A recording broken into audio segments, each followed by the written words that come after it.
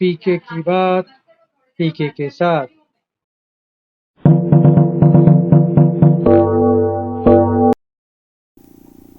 Tariff और Trump, Bharat में डम। प्रिय मित्रों, नमस्कार।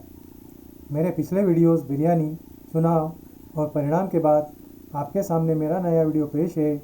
टैरिफ और ट्रंप, भारत में डम।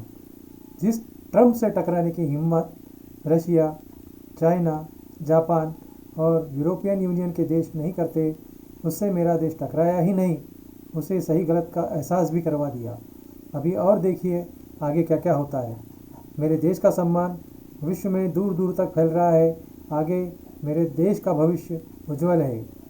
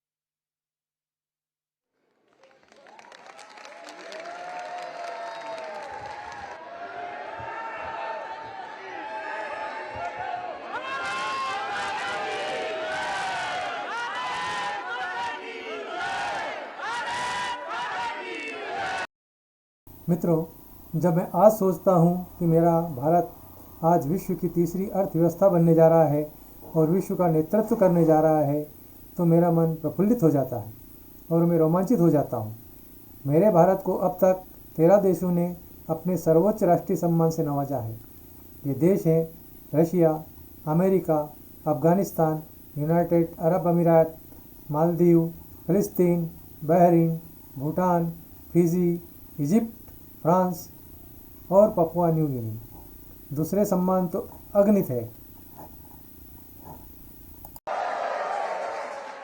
वहीं मॉस्को के एटम पवेलियन में मोदी पुतिन की बॉन्डिंग का नजारा दुनिया के देशों के लिए बड़ा संदेश है। प्रधानमंत्री मोदी ने मॉस्को स्थित एटॉम सेंटर को देखा। इस दौरान राष्ट्रपति पुतिन प्रधानमंत्री के साथ रहे। प्रधानमंत्री ने बड़ी ही बारीकी के साथ परमाणु ऊर्जा के उपयोग के विभिन्न आयामों की जानकारी ली। इससे पहले राष्ट्रपति पुतिन ने सोमवार को प्रधानमंत्री नरेंद्र मोदी के साथ अपने आवास नोवो ओग्रियोवो पर एक निजी मुलाकात की। इस दौरान दोनों नेताओं की आपस में केमिस्ट्री देखी गई। उसे तस्वीरों और शब्दों के माध्यम से दुनिया ने देखा। पूरे विश्व का ध्यान मेरी इस यात्रा पर केंद्रित हुआ है और पूरी विश्व इस यात्रा के भांति भांति के मीनिंग निकाल रहा है। कल आपने मुझे अपने निवास स्थान पर बुलाया और एक सच्चे दोस्त के रूप में कल शाम हमने करीब 4-5 घंटे तक साथ रहे। अनेक विषयों पर हमने बातें की और मुझे खुशी हुई कि यूक्रेन के विषय में हम दोनों अपने अपने विचार खुले मन से, विस्तार से हम उसकी चर्चा कर पाए और बड़े आदर के साथ एक दूसरे के विचारों को हमने सुनने समझने का प्रयास। क्या आपने कभी सोचा था ऐसा कभी हो सकता है? नहीं ना, मैंने भी नहीं सोचा था ऐसा कभी मैं अपने जीवन काल में देख भी पाऊंगा। यह सब आपका ही तो किया हुआ है।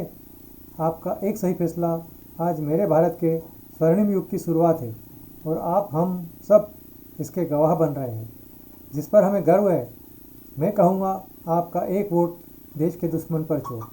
देश का दुश्मन चाहे देश के भीतर का हो चाहे देश के बाहर का, आपके एक वोट की वजह से ही सरकार आपके हित में अच्छे और सही फैसले ले पा रही है।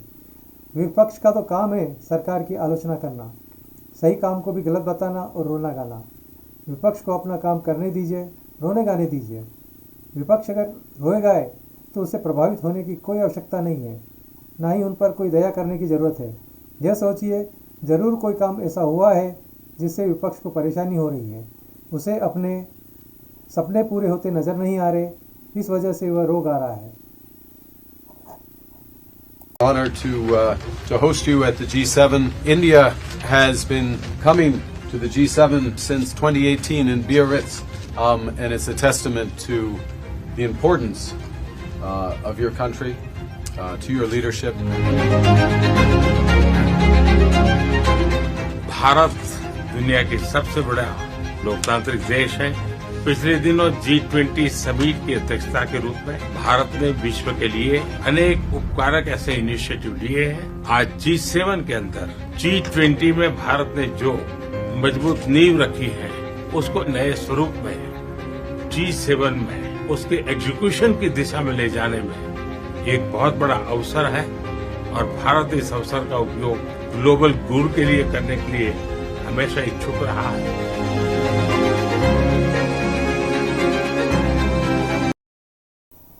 एक समय था जब विश्व समुदाय फैसला करता था और हम उसे चुपचाप मानते थे।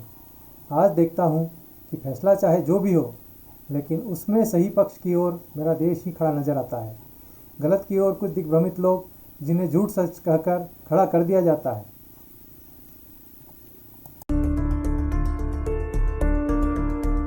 I can assure you that the United States government and the Trump administration is working with both Russia and Ukraine to make that bilateral happen as we speak.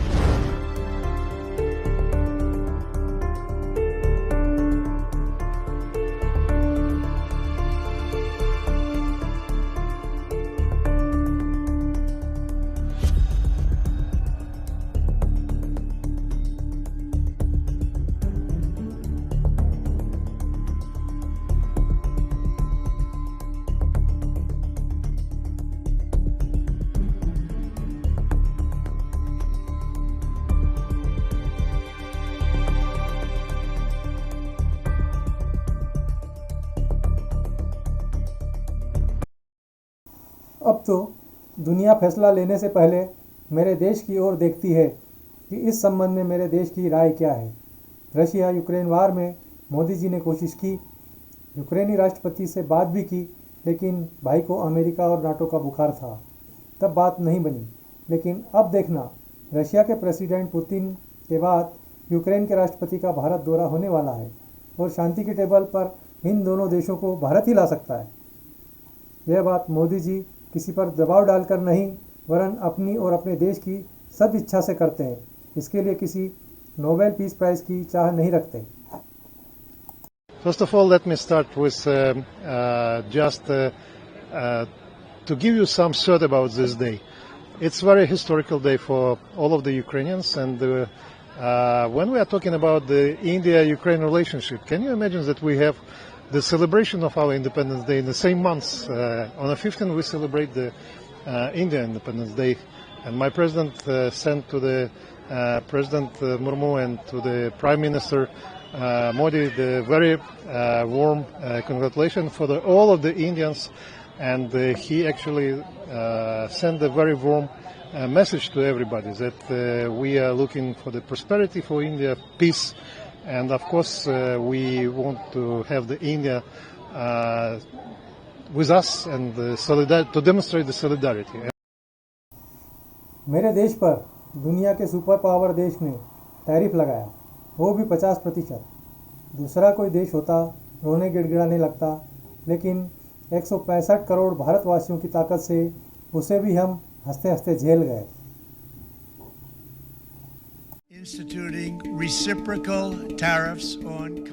राष्ट्रपति ट्रंप ने भारत के सामान पर जो टैरिफ लगाया है, वो भारत ही नहीं बल्कि यहाँ अमेरिका में भी चिंता का सबब बना हुआ है। भारत से इंपोर्ट होने वाली चीजों पर लगे 50% तक के टैक्स से भारतीय अमेरिकी कारोबारियों को दिक्कत होने लगी है। मेरे देश के नेतृत्व ने जवाबी कार्रवाई की, दुनिया के दूसरे देशों में अपनी संभावनाएं तलाश की, इसे नाम दिया आपदा में अवसर। कई देशों से व्यापारिक समझौते FTA किए। 2022 under then UK Prime Minister Boris Johnson, but after several delays the agreement was finally concluded in May 2025 and now it's been signed during PM Modi's visit to the UK. The signing will take place at Chequers, the official countryside residence of British Prime Minister Keir Starmer. The deal will then move to British Parliament and Indian Cabinet for final approvals, a process that could take up to a year. So what's exactly in this deal? What does it change and how will this affect you? I'm Shivani Singh, and in this video we're breaking down the India-UK Free Trade Agreement, what it means for your job, your industry and even your shopping list. The Free Trade Agreement is designed to reduce tariffs, improve market access, boost investments and encourage mobility of professionals. इसमें मेरे देश के राजनीतिक नेतृत्व का जहाँ योगदान है, वहीं इसके पीछे खड़े मेरे देश के आम जन यानी आप लोग भी हैं जिन्होंने ऐसी सरकार को चुना। वहीं मेरे देश की सरकार से बढ़कर आम मानस ने ऐसे ऐसे निर्णय लिए जो इतिहास में आज तक कभी नहीं लिए गए, चाहे वह चीन का बायकॉट हो, चाहे तुर्की का, चाहे मालदीव का, चाहे अमेरिका का। सरकार से पहले आप लोगों ने ही सरकार को सही दिशा में निर्णय लेने के लिए मदद की है।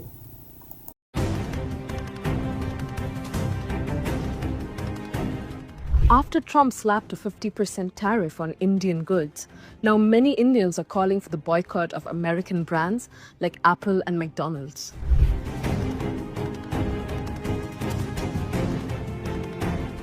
When the US hiked tariffs from 25% to 50%, मेरे देश पर दुनिया के सुपर पावर देश ने टैरिफ लगाया, वो भी 50%। दूसरा कोई देश होता रोने गिड़गिड़ाने लगता, लेकिन 165 करोड़ भारतवासियों की ताकत से उसे भी हम हंसते हंसते झेल गए।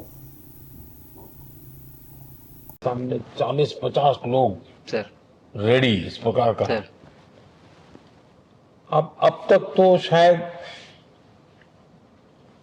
बहुत कम बच्चों के मन में होता होगा, हाँ यार ये कुछ अच्छा है, लेकिन अब आपके आने के बाद शायद वो विश्वास भी बहुत बढ़ेगा, आकर्षण भी बढ़ेगा। सर जब मैं छोटा था, राकेश शर्मा सर पहली बार गए थे 1984 में, पर एस्ट्रोनॉट बनने का सपना कभी मेरे मन में नहीं आया क्योंकि हमारे पास कोई प्रोग्राम नहीं था, कुछ भी नहीं था सर। बट मैं जब इस बार गया सर स्टेशन में, तो 3 बार मैंने बच्चों से बात की। एक बार लाइव इवेंट था सर और 2 बार रेडियो के थ्रू उनसे बात हुई।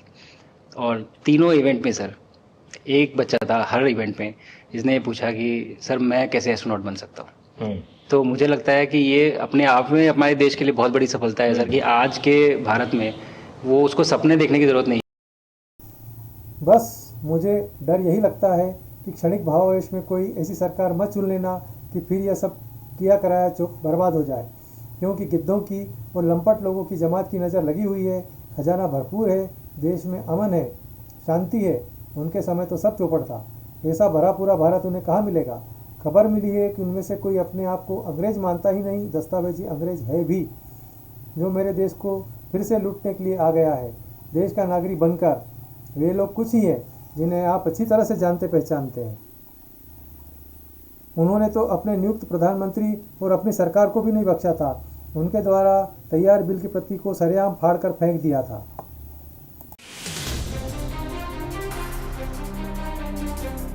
सुप्रीम कोर्ट के आदेश के बाद बुधवार को सियासी खींचतान के बीच यूपीए सरकार ने देश की जनता के सुर से सुर मिला ही लिया। राहुल गांधी के बयान के बाद कांग्रेस पार्टी और सरकार में दागी सांसदों के अध्यादेश को लेकर मची उठापटक आखिरकार शांत हो गई है। माना यह जा रहा है कि कांग्रेस उपाध्यक्ष राहुल गांधी के सामने पूरी यूपीए सरकार ने घुटने टेक दिए हैं। अब सजायाफ्ता नेताओं, सांसदों और विधायकों की सदस्यता बचाने के लिए लाए गए अध्यादेश को कैबिनेट ने वापस लेने का फैसला किया है। बुधवार की शाम हुई कैबिनेट की बैठक में यूपीए के सहयोगी दलों एनसीपी, आरजेडी, एनसी और समाजवादी पार्टी के विरोध के बावजूद सरकार ने फैसला लिया कि अब दागी नेताओं को बचाने वाले बिल को वापस ले लिया जाएगा। हाल ही में राहुल ने अध्यादेश को बकवास बताते हुए फाड़कर फेंकने की बात कही थी। राहुल के बयान को लेकर बीजेपी की तरफ से ऐसी अटकलें लगाई जा रही थी कि उन्होंने प्रधानमंत्री का अपमान किया है। यूपीए सरकार के सुप्रीम कोर्ट के आदेश के खिलाफ लाए गए अध्यादेश को लेकर भी देश में एक बड़ा राजनीतिक विवाद खड़ा हो गया था। लेकिन राहुल गांधी की प्रधानमंत्री से मुलाकात और शाम की बैठक के बाद प्रधानमंत्री का राष्ट्रपति से मिलना ये साफ संदेश दे रहा था कि सरकार हड़बड़ी में लाए गए इस अध्यादेश को वापस लेने जा रही है। कैबिनेट की बैठक के बाद केंद्रीय सूचना प्रसारण मंत्री मनीष तिवारी ने सरकार की ओर से कहा कि संसद के अगले सत्र में ही संबंधित बिल भी तय प्रक्रिया के मुताबिक वापस ले लिया जाएगा। अब चाहे सरकार इस अध्यादेश को वापस तो ले रही है, लेकिन सवाल ये उठता है कि जब सरकार ने ऐसा ही करना था तो राहुल गांधी और प्रधानमंत्री मनमोहन सिंह के नाम पर इतनी राजनीतिक हलचल क्यों मचाई गई? शायद इस सवाल का जवाब आने वाले लोकसभा चुनावों में मिल जाएगा। गौरव नागपाल, ब्यूरो रिपोर्ट, जनता टीवी। आज का सुपर पावर देश भी मेरे देश के साथ टकराव मोल लेकर पछता रहा है। REC की बैठक जिसमें मेरे देश की शक्ति प्रदर्शित हुई, दुनिया देख रही है। टैरिफ चीख रहा सुपर पावर आज अलग थलग पड़ चुका है। पड़ोसी आतंकिस्तान मोदी से एक बार बात करने के लिए रूस चीन से गुहार लगा रहा है। For your invitation to visit your great country, and I'll be very happy to be there because I have been to your country since ages. I've not been there, so I must go to Moscow and refresh my good old memories of my younger days. Your Excellency, I'd like to also thank you for supporting Pakistan and trying to have a balancing act, I think, in the region. I know and I must say that we respect your relation with India. That's perfectly fine. But we also want to build very strong relations. And these relations will be supplementary and complementary for the good and for the progress and prosperity of the region. In that, I find in you a very dynamic leader, and I want to assure you that I'd like to work with you very closely. Vote चोर गद्दी छोड़ का नारा बुलंद करता विपक्ष के बारे में मेरा यह कहना है कि यह अपमान मेरे देश के प्रधानमंत्री का नहीं है, चुनाव आयोग का भी नहीं है।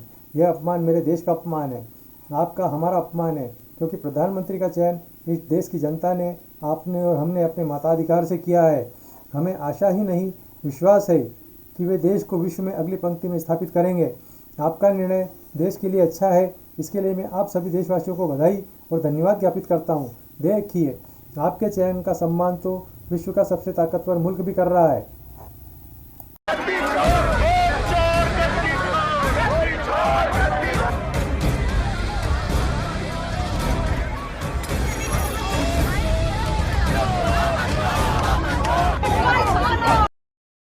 नरेंद्र सरेंडर कहने वाले अब किस मुंह से देश की जनता का सामना करेंगे? किसी बिल में जाकर छिप जाएंगे, क्योंकि जिसे वह अपना आका समझ रहे थे वही अब सरेंडर कर रहा है। भारत की शर्तों पर भारत से टैरिफ हटाने के लिए भारत आने का जुगत कर रहा है। देखिए दोस्तों, दुनिया की राजनीति शतरंज की उस बिसात की तरह है जहां हर चाल के पीछे एक बड़ी साजिश, एक गहरी रणनीति और एक खतरनाक महत्वाकांक्षा छिपी होती है। अभी तक अमेरिका खुद को दुनिया का सबसे ताकतवर खिलाड़ी मानता था, लेकिन ताजा घटनाक्रम ने सब कुछ बदल दिया है। वॉशिंगटन पोस्ट के हवाले से आई खबर ने पूरे ग्लोबल मीडिया को हिलाकर रख दिया है।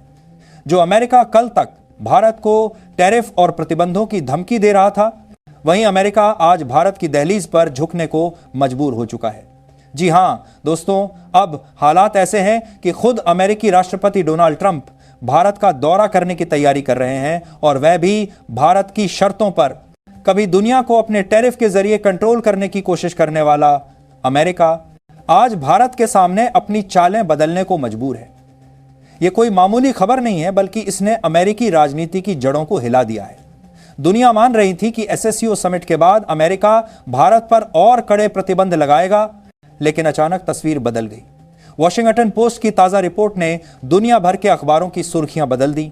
इस रिपोर्ट में दावा किया गया कि अमेरिकी राष्ट्रपति डोनाल्ड ट्रंप टैरिफ विवाद सुलझाने के लिए भारत का दौरा करने वाले हैं। दोस्तों, जरा सोचिए, कल तक जिस अमेरिका ने भारत पर 50% तक टैरिफ लगाकर दबाव बनाने की कोशिश की थी, वही आज भारत की चौखट पर दस्तक दे रहा है। यह घटना अपने आप में इस बात का सबूत है कि भारत ने सिर्फ कुछ दिनों में ही पूरे समीकरण बदल दिए हैं।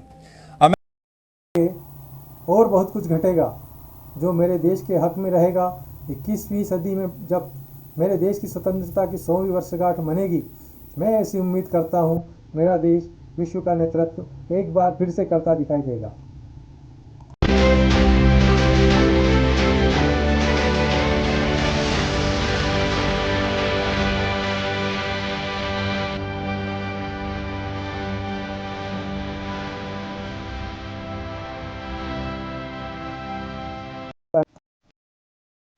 अंत में मेरे चैनल @पुरेंद्र जी को लाइक, शेयर और सब्सक्राइब कीजिए। तो फिर कल मिलते हैं यहीं पर, इसी चैनल पर, इसी समय पर, कार्यक्रम आज की रात पीके की बात पीके के साथ में। तब तक के लिए बाय बाय, शुभ रात्रि, जय भारत, वंदे मातरम, भारत माता की जय।